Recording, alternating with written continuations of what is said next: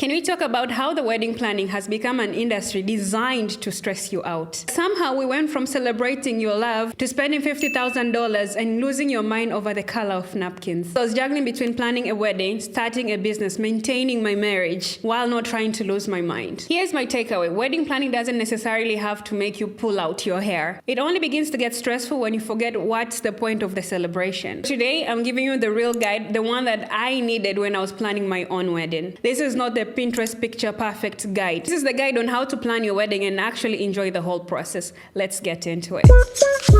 What if I told you you didn't have to choose between the business and the relationship, between the money and the life, between being ambitious and being feminine? You can have it all. This is Kimmy Unfiltered, where we say what everyone's thinking but won't say out loud. So let's talk about why the wedding planning industry is so stressful. The wedding industry is a machine and it's designed to make you feel like everything is equal in priority. The floral arrangement, the chairs, the font on the menu, the entertainment. And before you know it, you'll start to spiral on details that don't even matter. And one thing we need to remember is your wedding is one day. Yes, it's big, it's memorable. It's probably going to be one of your best days in your life, but it's still one day. And if you're not careful, you'll spend weeks, hours, months planning every little detail only for it to just disappear like that in one day. I don't mean throw everything together last minute and call it a day. You have to be strategic, you have to be intentional, and above all, you have to protect your peace. So here's what I learned from planning my own wedding in October. I noticed the biggest source of stress is trying to impress everyone else. Your mom wants this, his mom wants that, your friends expect this. The internet says you have to do this. And suddenly, it's no longer your wedding anymore. It's everybody else but you too. Everything has to be perfect. Everything has to be Instagrammable. But the thing that we keep forgetting is the goal isn't perfectionism. The goal is the joy and being surrounded by love, laughter, family, friends. Number 3, losing sight on what it is that you're actually celebrating. Just to be clear, you're celebrating love, partnership, and commitment. Not napkins, not the wedding color, not the right fonts on the menu, not whether the signature cocktail is on brand.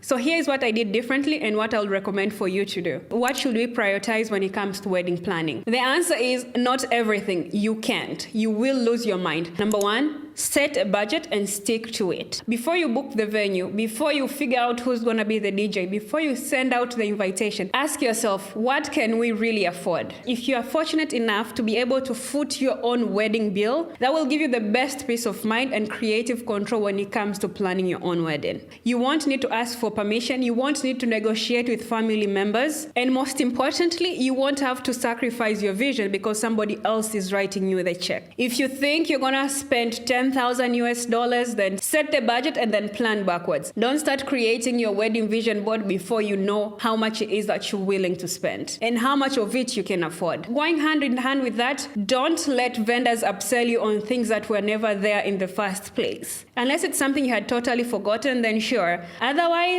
set your budget, stick to it, keep it pushing. Number 2, focus on the experience, not the aesthetics. Unless money is not a problem, then you can have both. Your first priority has to be the experience, then the aesthetics. People won't remember the shade of blush on your bridal party. They will remember, did they have fun? Did they feel welcomed? Was the vibe right? Here are things to prioritize. Number 1, entertainment/music. Are you gonna have a band? Are you gonna have a DJ? Are you gonna have strings? Are you gonna have all the above? If the budget allows, go for all the above. I had 3 on my wedding. The band was definitely one of the hit of the events. Number 2, good food. It's one thing to have good food, but it also goes hand in hand with when you feed the people. Serve the food as early as you can. We did the entry. My husband said his welcome note, and then immediately we went to food. And after that, I didn't know how late it was gonna go. I even asked for snacks later. I didn't want people to go there and think like they didn't have enough food. Like that was my biggest worry. So food is a good priority and also a very good icebreaker. Number 3 is a good flow of activity. Let your guests know when they're getting there, what happens when they get there. Is there a reception? Is there a cocktail hour? Don't let your guests just wander.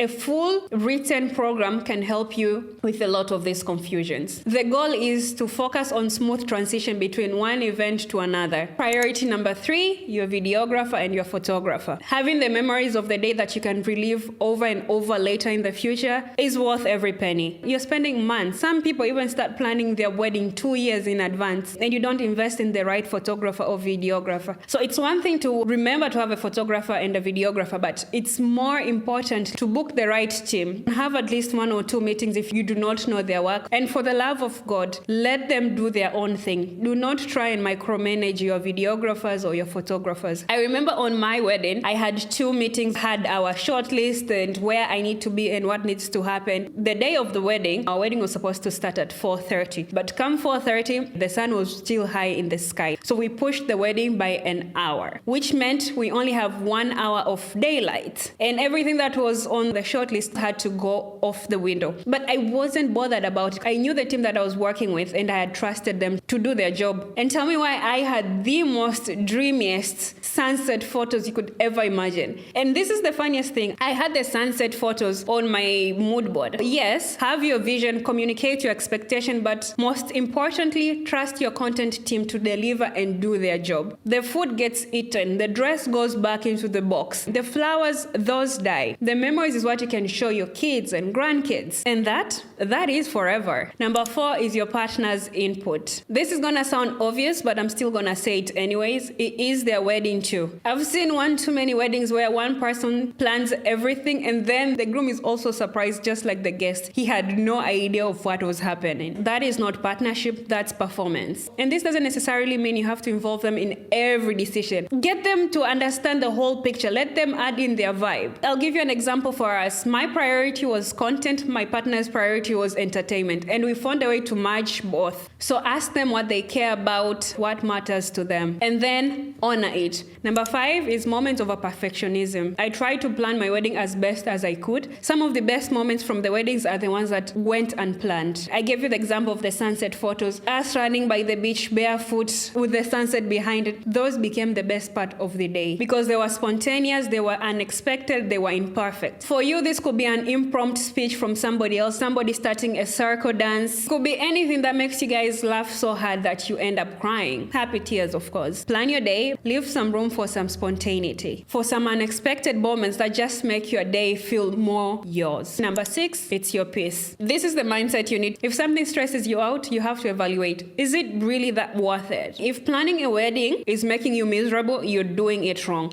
If you start getting stressed along the way, go back to the budget. The numbers aren't lying. The reason things stress you out is because you went outside your budget. If your budget is 10,000 and your photographer tells you, I'm charging 10,000, well, duh, you're gonna be stressed. You need to remember your day is the source of celebration. It should not be the thing that brings you anxiety or stress. If something doesn't bring you joy, cut it, delegate it, or simplify it. This is what I would consider priorities. But what are the things that I actually think you should skip? The very first place where you can save money is wedding favors. Unless your favors are like this top of the world, trust me, nobody cares about that matchbox. If you get the opportunity to go back into the reception, you'll find those favors on the table. Yes, the favors you are stressing about, they'll just be forgotten on somebody's junk drawer at home. Save your time, save your money, skip the favors. If you really want to give people a good favor, increase your budget in entertainment, make the food experience, get a 10-course meal, fly in a chef who can curated meals. That I can get behind. Okay, so this is more controversial, if anything. Skip the over-the-top decor. You do need the decor and your wedding to look nice. What you do not need is floral arrangements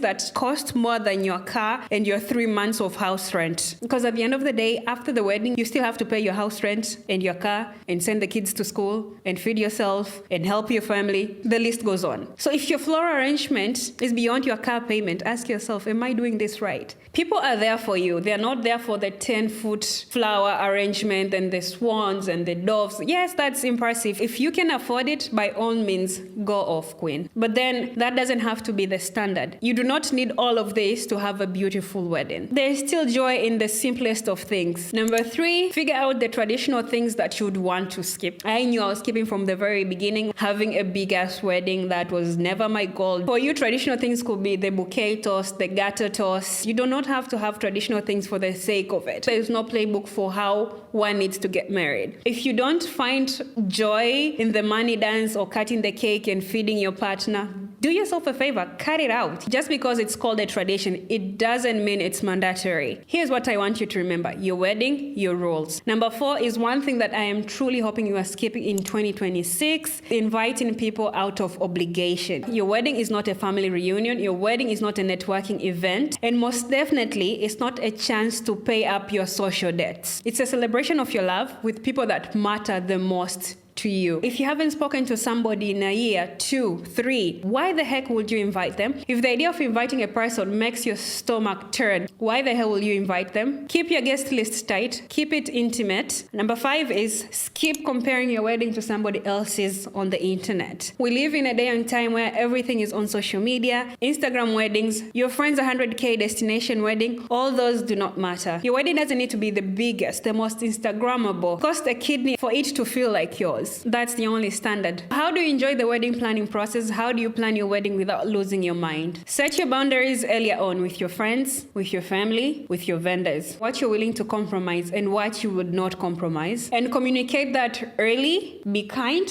but be firm. Something along the lines: we appreciate your input, but we've decided to go this route. Full stop. Don't apologize. Don't offer more. If you don't really want it, stand on it and own your truth. Tip number 2, delegate. Yes, I'm talking to you type A brides. You do not need to do everything on your own. It is okay to ask for help. If the budget and time are on your side, hire a planner. If you want to do it and be hands-on, get yourself a month off coordinator, or worst case, get a day off coordinator. I did my own wedding planning and I started planning around February. Apparently, according to the internet, I was late by a year and 2 months. The reason we started at least that early is because we were having a destination wedding and we wanted people to get in their PTO, plan their flights and plan their months around that. The wedding was in October. I wanted the RSVPs completed in May. Lucky for me, it was completed in Feb. This goes hand in hand with inviting the people who actually want to be there. Plan the whole thing, and then I got myself a month of coordinator, and she was a lifesaver. God knew I needed her when I needed her. If you do not want a day off coordinator, ask your parents, ask your bridal team. Point is, you do not need to carry everything for it to be a perfect day. Number 3, make decisions and make decisions quick. Analysis paralysis is a thing. You might find yourself spending hours, days, weeks debating and deliberating on things that are as close to identical as one goes. Do you like this shade of teal or do you like this shade of teal? The difference is this one has a peachy undertone and this has a slighter, warmer peachy undertone. Girl, if you do not pick one teal version and keep it pushing. If you ever encountered 2 pieces and both of them seem good, close your eyes, point at one and keep it pushing. Number 4, schedule wedding-free activities, especially if you're planning the wedding on your own. One day you'll wake up and you'll find everything around you is wedding related. You need to schedule, be it date night, be it a game night, do something that has nothing at all contributing to the wedding and enjoy it. If everything you do is breathing, talking, sleeping, just wedding related, you will 1, resent the wedding planning process, and number 2, burn out. And the moment you burn out, there's nothing substantial you can do after that. One thing I need you to remember is, yes, the wedding is important, but so is living your damn life. Tip number 5, remember what you're celebrating. Especially when you start stressing about the napkin colors, the font on your menu, the weather on the day off. I want you to hold yourself, take a breath, step back, and remember, you're marrying your person. That's the most important thing. That's where your focus should be. Who cares if it rains? If it rains, it pours. Go with this mindset. I had it around my wedding. Wedding knots tied in the rain, those are harder to untie. The day came, it didn't rain. We had the most magical sunset. And guess what? If I had spent all my energy worrying and thinking about the weather, that time I'll never get it back. The thing that you need to remember is you're committing your life to somebody you love. Everything else, that's just details and noise. This is how you enjoy the wedding planning process instead of just surviving it. Here's what I wish I had known when I was planning my wedding. The day goes like that. You will spend months, some people spend years planning for the perfect day, and by the time the day comes, it feels like it goes under 10 minutes. Stay present, be in the moment, and enjoy every little thing. Don't worry about getting the perfect shot, just be there, soak in the moment, have a great laugh, have a great dance, create memories that you'll carry for a lifetime. Number 2, people won't even notice the things that you stressed out unless you come in with a horse or you're flown in by doves. So stop sweating the small stuffs. That centerpiece that wasn't quite right, Nobody will notice that. Hiccup in the program, no one even saw that. What people will notice? The love, the joy, and the celebration of your union.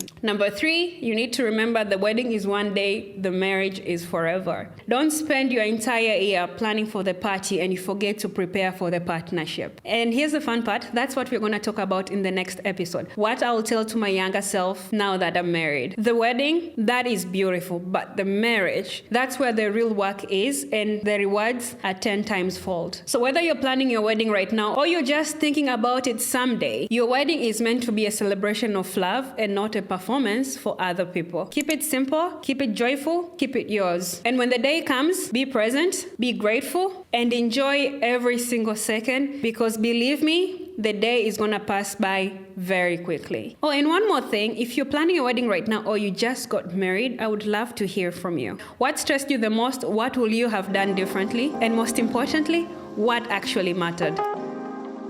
And that's it for today's episode. Remember, you can actually have it all. You don't need to apologize for it. I'm Kimmy, and this is Kimmy Unfiltered. If this episode hit home, share it with somebody who needs to hear it the most. Until next Thursday, bye!